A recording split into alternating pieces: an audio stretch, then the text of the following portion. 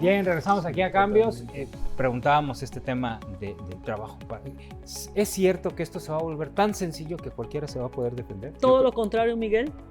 Justamente ahora es cuando más como abogados tenemos que estudiar, porque si vamos a tener jueces burros, pues tendremos que enseñarlos, tendremos que guiarlos, tendremos que conducirlos. Es cuando más tenemos que estudiar, cuando más tenemos que estar preparados, cuando más vas a necesitar un abogado que te acompañe y un buen abogado que te acompañe. Por la falta de certeza jurídica que podría provocar esto. Sí, por supuesto. Y sobre todo, a ver, en los últimos 15 años, 20 años, el derecho, el ordenamiento jurídico en México y la forma de ejercerlo ha cambiado terriblemente, Sí, claro. pero muchísimo. La introducción de derechos humanos, el pensar en principios y no en reglas, la presunción de inocencia. Exponencialmente. ¿No? Así es de que hoy en día no se trata de aplicar simples reglas, sino de ponderar, de argumentar, incluso en materia de la demostración de los hechos. Ahora ya tenemos un razonamiento probatorio que tiene muchísimo que aprender.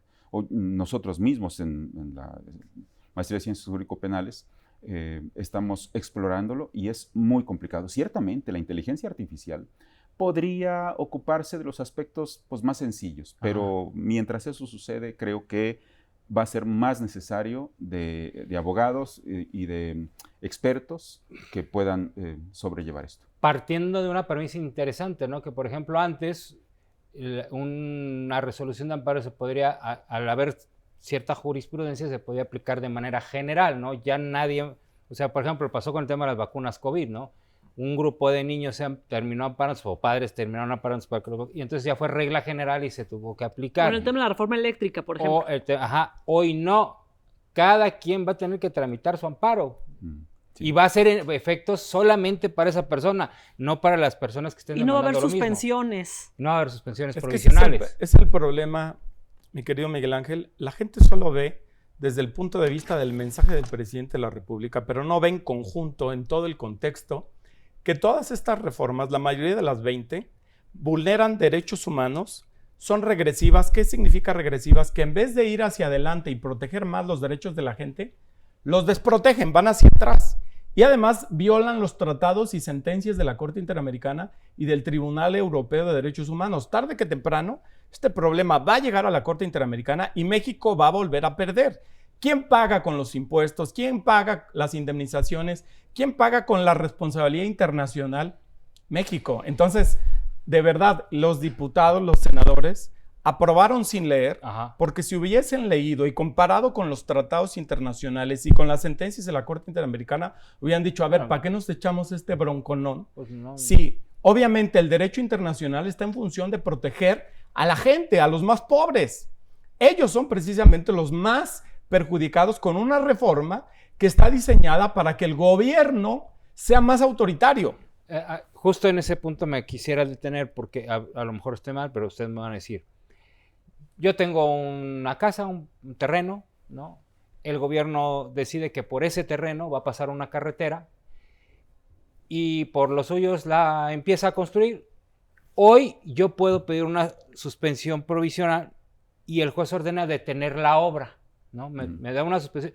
Ya después de un litigio define si me da el amparo, ¿no? Que es ya la suspensión definitiva y la carretera no pasa por tu terreno ni por los del gobernador o el presidente. Con esta reforma no va a ser así. La obra va a continuar, ¿no? ¿Es correcto? La suspensión, no. La suspensión está para... ¿Cómo va a estar? Para cuando son normas generales. O sea, si es el amparo en particular tuyo, no actos. Okay. Sí te va a funcionar. Pero si tienes un juez que no le entiende y tienes un juez que le dice el gobierno, oye, sí quiero la carretera ahí, te va a negar la suspensión y te va a decir que te la niega porque va en contra del orden público y del interés general y entonces ya no vas a tener tu suspensión. Y entonces va a tener atrás un tribunal, ¿no? Porque le va a decir, disciplina. Oye, queremos esa calle. Y entonces el juez va a decir, perdón, pero mi patrón gobierno me dice que te niegue la suspensión y te la niego en particular. La ley permitiría que te la diera, pero estoy teniendo eso es lo que puede suceder, la argumentación de no te la doy. Y lo que no ve la reforma es que hay normas que inciden o que afectan a la población. Por ejemplo, puede haber una norma que afecte el medio ambiente, imagínate, va a ser necesario que entonces todos pidan su amparo porque va a ser imposible que con una suspensión se proteja a toda la gente. Eso es hasta... Lo que hoy sí sucede. Claro, nosotros en materia Ajá, de datos biométricos. Es que hay muchísimos actos de autoridad, normas, decretos, que pueden afectar incluso a todo el país. Entonces, si ya en la reforma se pone, no procede ni suspensión, ni de sentencias de amparo, ni las controversias, ni las acciones con efectos generales. Entonces le están diciendo, pues si una norma afecta a 130 millones de personas, tienen que pedir los 130 millones amparo para que se les proteja en su pedacito de medio ambiente, de educación, de cultura, de arte, porque son derechos que afectan a toda la ciudadanía. Entonces, esta reforma es regresiva porque perjudica más al ciudadano en vez de ayudarlo. Al ciudadano que no tiene dinero para meter un amparo. Exacto. O sea, al más desprotegido. Se vuelve caro Totalmente. incluso el acceso a la justicia. Y tenemos un tema también muy interesante que es el de los jueces sin rostro. Sí, hombre. Que también ha demostrado en otras partes del mundo que ha fallado. Es que violatorio no de derechos humanos, totalmente. En Perú, la Corte Interamericana ya dijo que es inconvencional. Ujú. ¿Qué quiere decir que es inconvencional? Que viola los tratados internacionales. ¿Por qué? Porque todo ciudadano tiene derecho a saber quién te acusa y si hay una causa de recusación, que lo quites al juez. Ajá. Entonces dijo la Corte Interamericana, este tipo de juzgadores o de sistemas es inconvencional, no es correcto. Y ahora ya la ponemos aquí. Porque además se pueden ir por la libre. Claro. ¿no? ¿Quién te va a juzgar? Digo, y aquí lo que me preocupa es que los estén liberando, no que los estén El acusando. problema es que precisamente ¿Quién los liberó pusieron- al malandro? los ¿no? pusieron en Hoy casos se sabe. Los pusieron en Del casos de terrorismo. delincuencia organizada. Exacto, a eso voy. Imagínate, el delincuente se va a la Corte Interamericana y le va a ganar el litigio a México. Pero aparte lo que no me preocupa que un juez sin rostro ponga una sentencia. Que lo libere. Me preocupa más que los jueces sin rostro liberen a delincuentes. Porque hoy Hoy hay se una sabe, responsabilidad. El hoy juez se tiene una sabe quién responsabilidad lo en sus liberó y actos. cuando menos dices hoy, ¿y este Oye, qué? y ¿no? aparte, ¿por qué? ¿cómo vas a votar por un juez sin rostro? Exacto, ¿Cómo va o a sea, ser la o cómo candidatura? hace una- ¿Se pone una máscara del santo o qué? Sí, exacto. No, y en general, lo que se dice es que va a haber todos los nombres atrás y tú vas a tener que transcribir el nombre de la persona por la que votas. Imagínate. Yo nada más lo digo, seamos operativos. Si cuando tenemos que ir a tachar un colorcito en la boleta No. lo hacemos mal, 7 candidatos, si te equivocas, ¿no? ahora imagínate No, bueno, los empecé- nombres. ni siquiera vamos.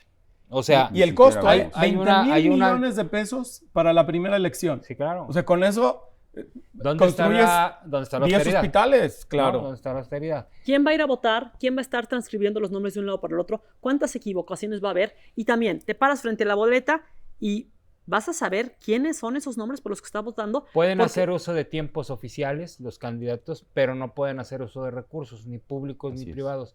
No pueden ser representados por ningún partido político. Imagínate. Yo me pregunto entonces cómo va a ser. ¿Te O sea, ¿de qué obligan? manera voy a llegar a Te, tocar te- la te puerta? obligan a ¿Y qué va a conseguir ofrecer? recursos ¿Y qué por ¿Qué vas a debajo de ofrecer? la... ¿Cuál es la diferencia del juez A o del candidato juez A? Pues es a que lo único que diferencia pueden del No, ofrecer juez es no, B? aplicar no, la no, ley, no, no no, hay no, otra ofrecer es cosa. aplicar la ley. Exacto. Y ya. ¿Qué campaña ¿no? haces? La Voy a hacer, Constitución. voy a pegarme a la Constitución, pues sí es tu obligación. Entonces te obligan a prometer mentiras. Voy a castigar a los delincuentes. Pena de muerte para violadores. Pero la pena de muerte está Y prohibida. caemos pues, en ¿cómo? algo muy grave que es el populismo. En Estados el Unidos- Populismo judicial. Ese es el Populismo paso judicial. al que vamos a llegar. En Estados claro. Unidos hay lugares que no son evidentemente a nivel gran escala, pero jueces locales que son elegidos por votación. Hay un problema, por ejemplo. Esos jueces locales siempre fallan en favor de los locales. Sí. Entonces, si hay una demanda de una empresa de otro estado de Estados Unidos contra alguien del estado, el juez local siempre va a votar. Claro. a favor. ¿Por qué? Porque el que vota por él es el local. Entonces, ahora sí que no te puedes ir a pelear a ese estado porque sabes que el juez va a decir, un foráneo contra un local, ya ganó el local. Haga lo que haga el local, porque ¿quién es mi elector? ¿Quién es el que va a votar por mí? Pues el local. Por eso los inversionistas no quieren meter su lana en México ante un juez puesto por el propio gobierno, manipulable y peor, que ya nos han dado noticia que en lugares peligrosos ya están los cárteles interesados en poner a sus jueces. Claro. Entonces, no, hombre, con menos razón uno le entra, prefiero dar clase, ponerme a litigar, pero este sistema es el peor. Mira, yo cuando escuché la votación por voto popular de jueces y magistrados dije, ¿a quién se le ocurrió esa broma? O sea, ¿dónde vieron el clamor popular en su colonia, en su fraccionamiento? Es decir, yo quiero juez y quiero votar por él. Salió el presidente de la República, ¿para qué? Pues para tener controlados, ya tiene al legislativo. Sí, para que el Y el- próximo y el ministro, judicial, claro. presidente de la Corte se levante cuando llegue. Entonces, mira, ¿verdad? la concentración de poder a nivel mundial ha dado muy malos resultados. Cuando un solo partido, no hablo de una persona, un solo partido domina al Poder Judicial, al Ejecutivo, al Legislativo, siempre el que pierde es el ciudadano, el país entero. Pero Como abogados, ¿cómo lo ven? Bueno, efectivamente, es igual. Pero hablando de lo que están introduciendo este tema, También lo cierto es que ojalá que Ulises hubiera sido un interlocutor antes de esto, porque lo cierto es que las autoridades del Poder Judicial de la Federación no lo fueron. No lo han sido y no sé si lo vayan a hacer, pero no han sabido tampoco comunicar a el ciudadano común y corriente, porque lo que ve el ciudadano es efectivamente que están defendiendo tal vez los privilegios, es que están también defendiendo sus salarios, es que están defendiendo a una cúpula de poder con los casos que ha sacado el presidente López Obrador. Así es de que ojalá que el Poder Judicial, con lo que queda del Poder Judicial en relación con el tiempo, pueda ser también un interlocutor fiable, porque la reforma ya está, vuelvo a repetirlo, tenemos que mirar hacia adelante y hacer con lo que hay algo mejor de lo que esperamos que sea. Mira, y es un problema de diseño comunicacional. Nos dicen, oye, es que no sabes comunicar. Estamos 24 horas trabajando o estudiando o dando clases. No hay chance de decirle al ciudadano, oye, mira, yo hago por el bien tuyo todo esto. Y contra una mañanera, nunca nos dio chance el presidente de la República. Oye, venme a explicar por qué liberaste a fulano de tal. Si además, yo le dijera al presidente, oye, es que tus policías, tus militares lo torturaron. Tus fiscalías torturaron. Pero el presidente solo cuenta parte de la película. Exacto. Ahora, como bien dice el abogado Pablo, ya estamos tarde. Es una pena. Ahora, ¿qué vamos a hacer a futuro para defender, ojo, al derecho de los ciudadanos a contar con jueces preparados, independientes, autónomos, y que este país no se vaya a una dictadura? Porque yo no lo estoy diciendo, lo está diciendo todos los expertos del mundo, De acuerdo con las reformas de la de prisión preventiva oficiosa, la incorporación de la Guardia Nacional del Ejército, la eliminación, porque eso es, la eliminación del Poder Judicial estatal y federal y la eliminación de los órganos autónomos. Y la concentración del poder en un solo... Antes había una barrera que impedía el autoritarismo. Esa barrera ahora va a estar con unas barreras de plástico que fácil se van a poder derribar. Si me permiten, vamos a una pausa y es la última de este programa. Se me fue muy rápido la hora siempre. Para que hablemos justo qué viene, ¿no? O sea, qué podemos hacer en estos momentos con lo que ya tenemos. Hay una suspensión por ahí otorgada por un juez, todavía es válida, entonces vamos a platicar esto, ¿no? A ver si causa efectos o al final les va a valer y también de todas maneras lo van a publicar. Vamos a la pausa.